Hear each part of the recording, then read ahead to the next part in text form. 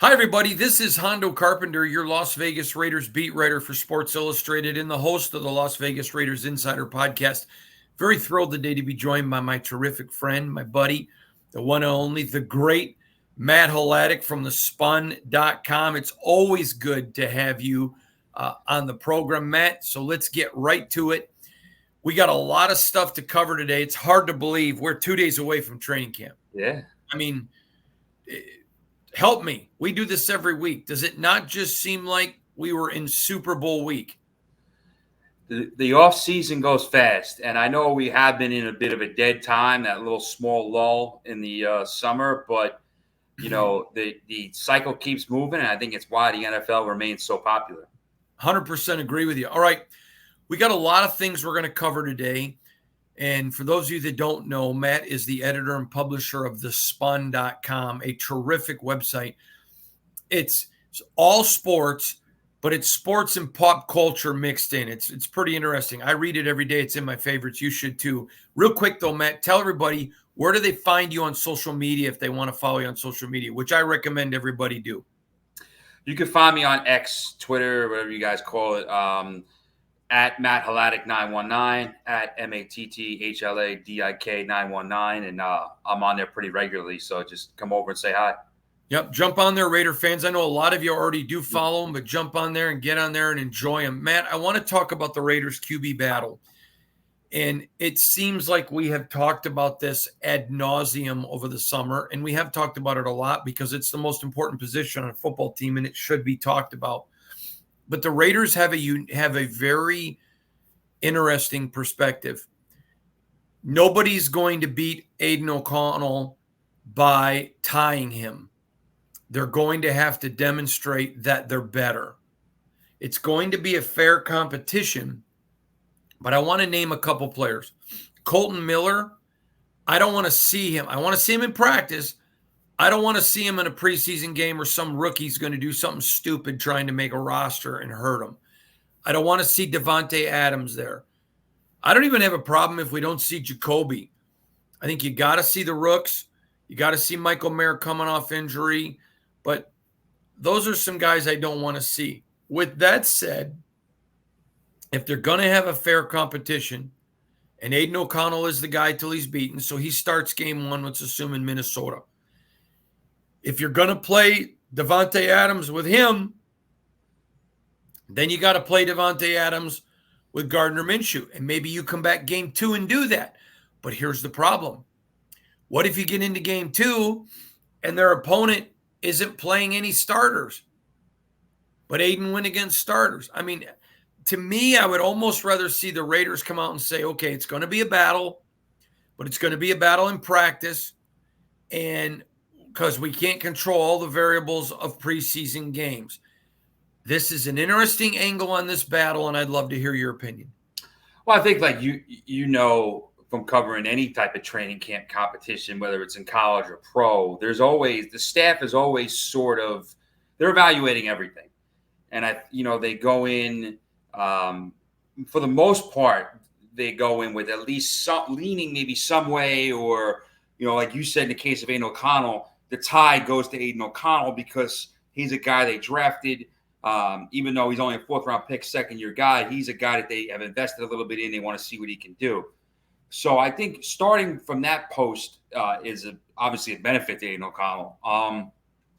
I think you're going to see Antonio Pierce and the offensive staff evaluated through practice.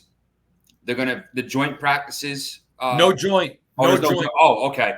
I wasn't sure. So they're one team that doesn't have joints. So yeah, I'm the one that broke that story after mandatory minicamp that there was none scheduled, and maybe they would add one, but there was none at the time, and there is not. See, I love the joint practices. And I think those are huge for getting different types of install and development stuff.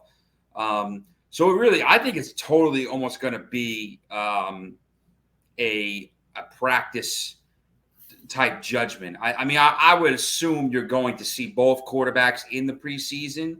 Well, like you said, if Davante Adams is not playing or getting limited reps, or your starting left tackle is not playing, or other guys are being held out, or the team you're facing, because you know how it is now. a lot of teams, the first game, they hold out most of their starters. The second game, they play most of their starters for like a half. It's like what the old, third preseason game used to be. And the last one, the third one, they kind of sit guys. It's more for people battling on the fringe of the roster. So, I think that it sets up better for Aiden O'Connell because he has a body of work with this Raiders staff, even though Gardner Minshew has more playing experience in the NFL. But I think a lot of it's going to come down to practice, and a lot of it's going to come down to to how they look behind the scenes. Yeah, okay, I agree with you. But I think it's interesting because if you're going to have it fair, you really have to look at it from every angle. I was told by one member of the Raider organization, it is very difficult with limited games. It's not like the old training camps where there's 2 and 3 a days. It's very hard to have a fair competition at any position. I thought that was fascinating when they said that. It's fascinating. I think it's true. It's like there's no real, you're not talking about what it was back in the day, what was there? 6 preseason games in the 70s, and I don't know if it went into the 80s, but it was a big deal. 5 in the 80s. 5 in the 80s, then 4 most of my time watching the NFL until they switched it to 3 a few years ago. The preseason was a bigger deal, and I think that you could get more of a sense of how guys were going to be, competing in the preseason than you do now. Now it's basically just like a glorified scrimmage. And I think that the joint practices might even set up better for evaluation. Yeah, I can tell you this. The feeling around 95% of the NFL is preseason games are irrelevant. What matters is the joint practices. And I'm going to go a different direction. I don't think it hurts the Raiders this year to not have joint practices, although I would have liked to have seen them, and I prefer them. But because they're overhauling so much of the team, it keeps a lot of what they're going to do under wraps. It keeps a lot of what they're going to do. Teams are going to be wondering. I like that. I wouldn't want it every year. I would have preferred this year for there to be joint practices. But if you're going to have a year where you don't, I think this is the year. Sure, that makes some sense. I mean, you look at what Antonio Pierce is establishing his program. This is his first offseason. This is his first training camp. He might be totally solely focused on what the Raiders do and getting that installed and getting that implemented before he worries about working with other teams in joint practices. I would be surprised if they didn't eventually, have some joint practices. Sure. I feel like I would too. Become a huge tradition. And I know that when the schedule came out around the league, maybe a week or two ago, there were only a couple of teams, the Raiders being one, and maybe 2 or 3 others, I think, that didn't have any joint practices. So it's still a major, factor in summer camp. So, but I do agree with what you're saying, where if they're going to hold off, the year where you're starting from scratch basically is the year to do it. 100% agree with you. All right, I want to switch to something. We have talked ad nauseum on this program about the NFL going to an 18-game schedule. We've said it's going to happen. Now Stephen Jones, the son, of course, of the owner of the Dallas Cowboys, Jerry Jones, comes out and says it's inevitable. Everyone knows this. And I am hearing from a lot of players that are okay with playing more games. It's going to expand money pool, but that the NFL is setting itself up. Now, they still have several years left in this collective bargaining agreement, but they're setting themselves up for the next collective bargaining agreement. And I'm being told already it could be the most epic battle on the upcoming, and here's why. A couple of areas. Number one, players are not going to be happy if the roster does not get developed bigger, because the game is just so physical, Matt, that to not have a 60-man roster when you're adding games, or even one player said a mandatory 58. I had another player say to me, just get rid of the practice squad. Just make it a flat 70 players. You can keep 70. The owners like the practice squad because you get to pay those guys less money. But there are a couple things coming. I am told by players and significant players, there's going to have to be a give on salary cap, and there's going to have to be, which means percentages, and there's going to have to be a give on the size of the rosters. Those are two big issues there. The third issue that I'm hearing from players is the next one is they are not going to settle for a contract where the commissioner, Roger Goodell, is judge and jury, period. There's going to have to be some controls on him. I had one player say to me, if there was an appeal board, the commissioner can establish one person from his staff or an owner or whoever he wants. The NFLPA gets to pick a player or someone to represent the player, and then a third outside representative. He said, get the NFL and NFLPA to agree on 30 people. Put their name in a hat. Bam, okay, you being selected. Now, this one player mentioned to me Condoleezza Rice. He says she's a football fan, but she's not really connected to any particular part. Use a Condoleezza Rice. And it was not meant as a political statement. I know she served in the George Bush administration, but that's not how it was meant. One guy even said, what about Archie Manning? What about a Nick Saban? I mean, they just were throwing out random names, but they said they will not. And I asked him, is this you or do you think this is the NFLPA? His exact words. I know it's me, but I've talked to enough people that I believe it's also the NFLPA. There will not be a new deal where Roger Goodell is God, judge, jury, and everything else. And there's going to have to be more money, and there's going to have to be an expanded roster. The game is just too violent, and guys are getting hurt. It's just, there's got to be more. And this is the last one. This is the fourth rung of this ladder that the NFL is creating. There is going to have to be better health care after our careers. I've had several former players on this show, including Kyle Cook, who played for years. You remember him from the Hard Knocks days with the Bengals, who still talks about, when you first get out, you're still young. And even though you're injured, you think you're going to be okay. And as you get older, those injuries continue to linger. Then, bam, you're out of your timeline. You're out of the money allocated. I mean, the NFL, I don't want to call it greed because although I think it is a lot of greed, and they're constantly making business decisions. I think they're setting themselves up for an epic battle at the next contract. Love your opinions on all that. Well, I think you're looking at a CBA that is going to shape a lot of the future of the league. And the league is going to look different. Obviously, we're talking about more revenue streaming in over the next few years.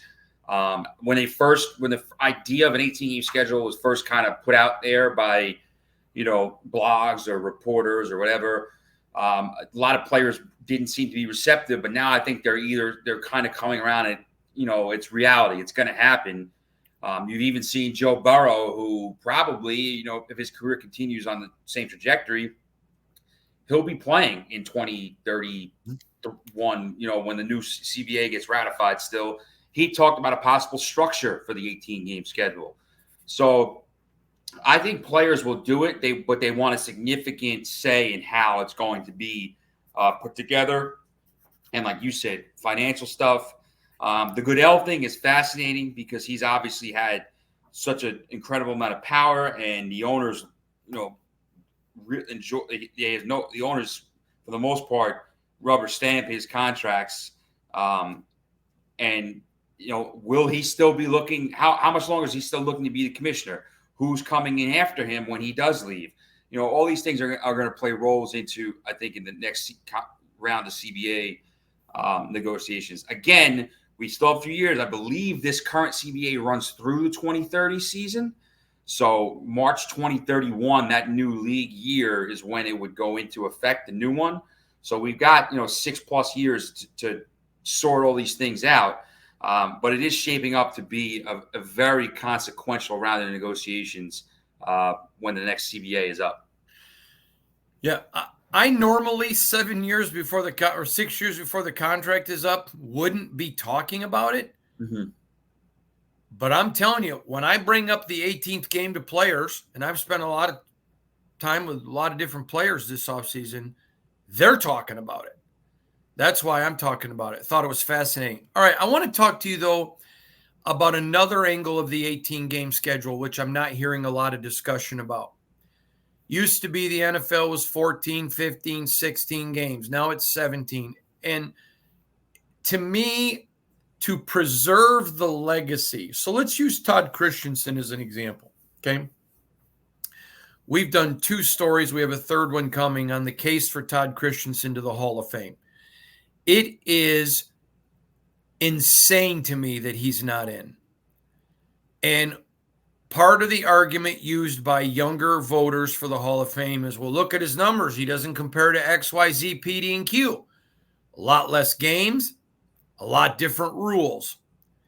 And I just think as the games get more, there is an enormity to the schedule. They're going to have to do something to preserve the records, or the heritage of the NFL is going to be lost. If you're going to compare somebody's stats, I mean, if you keep adding games, there's going to be people that make Dan Marino look like a marginal passing quarterback. Mm-hmm. And anyone who lived when he played knows Dan Marino was not a marginal passing quarterback, and many feel he may have been the greatest passing quarterback, maybe not the most well-rounded, but the best passing quarterback. I think this is a fascinating part of the league that no one's talking about, and I'd love your opinion.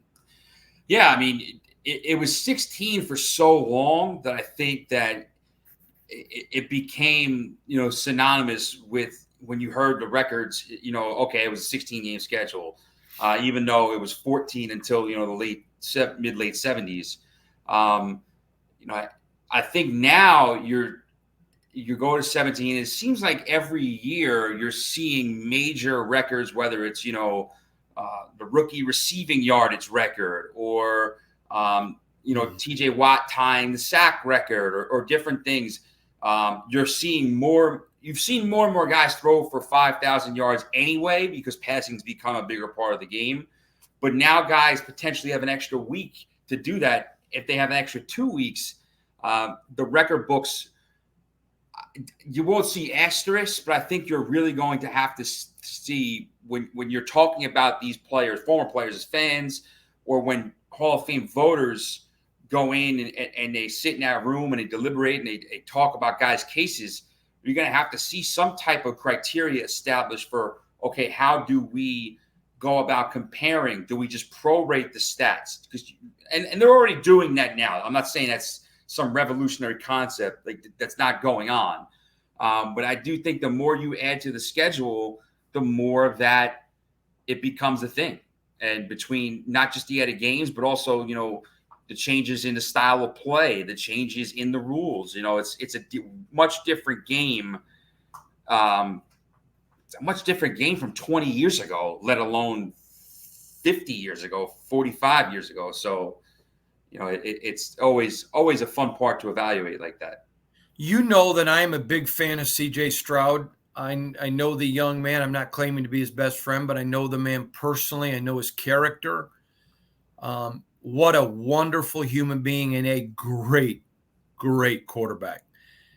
He said, and again, he's wise beyond his years, it's going to be a tougher year for us because we now carry a target on our back. This kid gets it. He understands it. Man, he's refreshing in the National Football League. I'd love your thoughts on his comments there. He's right, but I'd like your thoughts on his comment and his maturation. I do think he's right, because you have people that are already starting to think of him as, that next great quarterback coming up. I mean, you're seeing these offseason lists, again, are just fun for debate and things like that. But people putting him in the top 8, in the top 5 in some cases already, wondering if he has what it takes to kind of be the Manning to Mahomes Brady in the AFC if they have a rivalry going forward. He is, and listen, again, the Texans, they snuck up on people last year. They were one of the worst teams in the NFL in 2022, and they won a division and won a playoff game last year, and Stroud really caught the league by storm. And I don't think he's a fluke. I think he's going to be a good quarterback, a really good quarterback for a long time. But I do think that it's, it might sound, people may think it sounds cocky, but I think it's just the truth when he says we have some type of target on our back. I have a target on my back because now you don't get to surprise anybody. Teams have a whole year of film study on you. They know how good you are and how dangerous you can be. You're not going to be, they're a trendy pick now. If obviously the Chiefs are the favorite still, but they're a trendy pick to compete in the AFC. People are thinking that they have established to be really good for a long time. It's much different operating in any sport, in any league with expectations. And from covering and from watching sports, it's tough to go from bad to good, to serviceable, to respectable. And that's not easy to do. But it's easier to go from bad to respectable and good than it is to go from good to great. And that's where I think he's on the track to being great. He had a phenomenally great rookie season, without a question. But now he realizes, I think, that he still has to deliver. I was told once, you can't be great till you demonstrate a level of performance over a 4-year period. You can be good, but it's a 4-year test. That's what I was taught about the good, great theory. So I think he's a good quarterback that's on his way to great. Yes. Not there yet. Max Crosby, great. I Stroud, think, good. Yeah. On his way to great. Last subject I want to talk to you about. And I want to preface this because I think it's an important discussion to have. On this podcast, we do not get into politics. We all have our own opinions, and there are podcasts for that where people go to get their politics, and those are great. I have some podcasts that I listen to. My opinions are strong. In the interest of where this is going, though, just follow me because it's not a political statement. I would consider you and I are not colleagues who are just media guys. We're not just buddies. I think we're not just friends. I consider you a brother. You and I know what's going on in each other's life. We are there for each other when we go through difficulties in our life outside of it. I mean, I love you like my own brother. You stayed in my home. My son calls you uncle. I mean, am I representing our relationship? No, I appreciate. I feel the same way. I think it's a wonderful thing, and I don't think he's exaggerated. All right. And there are some things politically you and I absolutely agree on. And then there are some things that we are complete polar opposites on. And it doesn't change one lick or iota. If you called me tomorrow and said, Hondo, I need you, I would be on a plane to New York City to be by your side. If you called me and said, Hondo, listen, I'm in a jam, I need some money, would you help me? I'd write you a check. And I know you would do the same for me. So I'm not implying that this is all Hondo. No. I don't understand in today's world where people can't voice their opinions and then others go off the rails. If you're going to eliminate someone because you don't agree with, no, if you want to eliminate someone for being a nutcase, that's fine. But I'll give you an example, okay? The Kelsey brothers have come out and been very vocal of where they stand politically, okay? Max Crosby came out this week. He's personal friends with Donald Trump. He puts a picture of him and Donald Trump out. Patrick Mahomes comes out. And by the way, the Kelseys stand to the left and Max standing to the right with Trump. And then Patrick Mahomes comes out and says, listen, I'm a quarterback. He takes the Michael Jordan approach where Michael said, hey, Republicans and Democrats buy tennis shoes. And Patrick Mahomes says, I'm not offering an opinion. Here's where I'm going with this. In fairness, you saw people at every side of politics attack Max, attack the Kelseys, whatever. You can't ask players or expect players to not be human beings. They have opinions. They're going to offer them. Now, I don't offer them on this platform. And by the way, my employer's never come out and said, you better not. I don't do it because that's not what people tune into. I hate it when I tune into sports and somebody wants to talk politics. Even if I agree with them, I hate it. But we're talking about people using their own private voice away from the stadium. It just doesn't bother me. And I look at people who, I'm getting rid of your jersey, I'm no longer a fan of yours. It's complete immaturity. And so if you want players to be robots, then that's fine. But then you better make it that you don't want to hear from anybody. You better be a Patrick Mahomes fan. But if you support the Kelseys and not Max, you're a hypocrite. If you support Max but not the Kelseys, you're a hypocrite. My point is, I think fans want these people to be real, and then when they are, they're not always going to like them. It's an interesting quagmire with me, and I just saw a lot of it over the last month, and it doesn't make sense to me. I think people need to be able to be who they are. They need to voice their opinion. They need to be able to say what they think. And now, you do it with a jersey on, you do it at a facility. I can understand because, again, I don't like it even if I agree with people. But outside of it, I want people to have a voice. This is what free speech is. Free speech means if I don't like what you think, I'm still going to protect your right to say it. I just think it's a great concern. And I think it can be a wedge thing where, okay, you're going to push players to not be human. So the only answer you're going to be is, how do you think the game went? You're going to get a Bill Belichick answer. Well, we lost, but we got to do better. You got to let people be themselves. I'd love your thoughts on this. I think ideally, I agree with you. I think you want to see players express their opinions and say, what they feel on different social topics or political topics or things like that.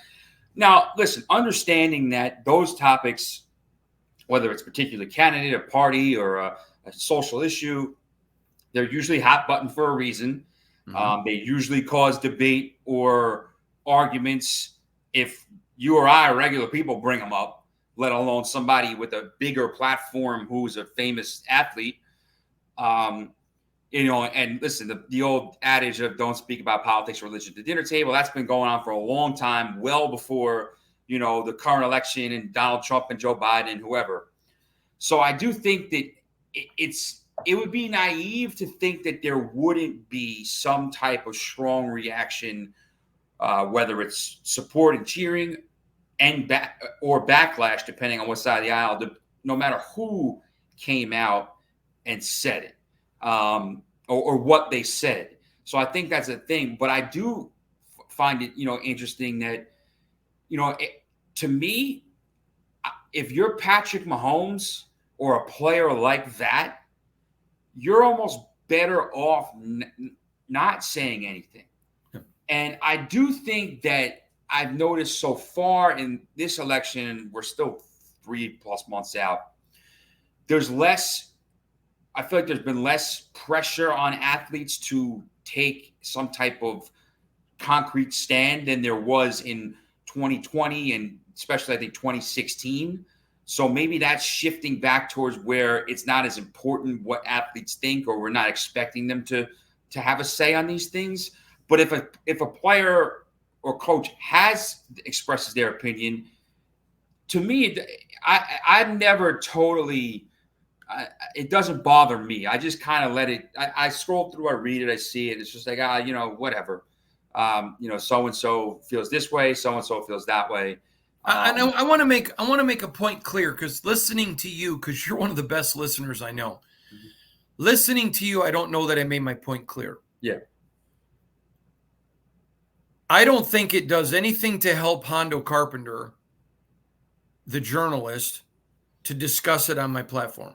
No, I agree. Okay, and if you're saying you want to talk about players being human. That was your overall. Right, yeah. And so my deal is, if I've had players ask me, hey, what do you think of me making this statement? What do you think about me saying this? And this is what my answer. And for the record, I've had players ask me that on subjects I agree with and subjects I disagree with the player. My answer always is you are a public figure.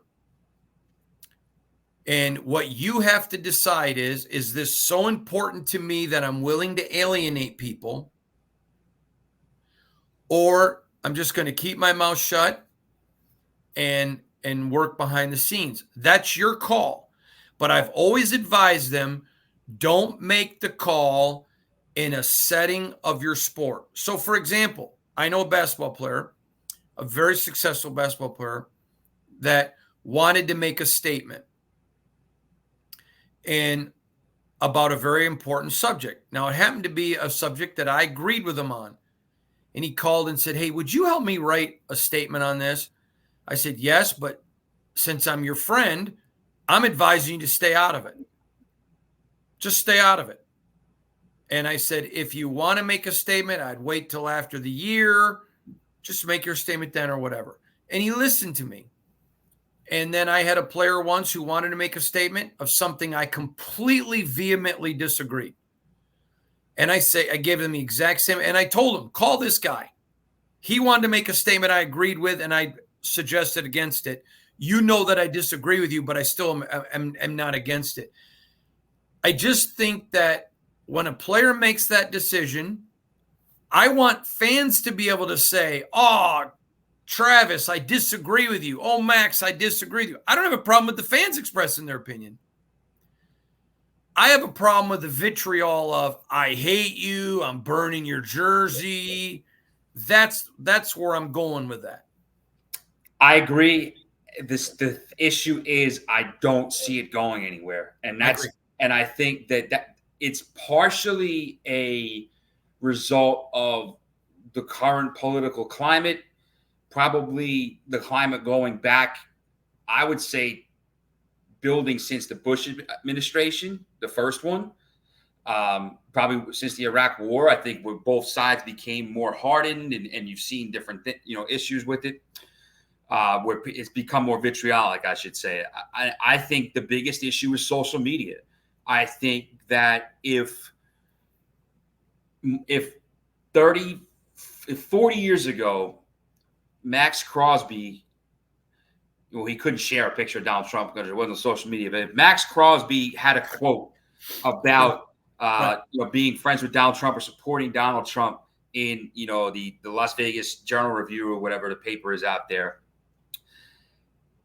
and fans weren't angry, because there would be some fans that would be angry, or fans were happy because there'd be fans that would be happy, they would have to respond by either writing a letter to Max Crosby through like the team, or a letter to the editor. Yes, a letter to the editor. So you're losing some of the reactionary in the moment stuff that you get from social media.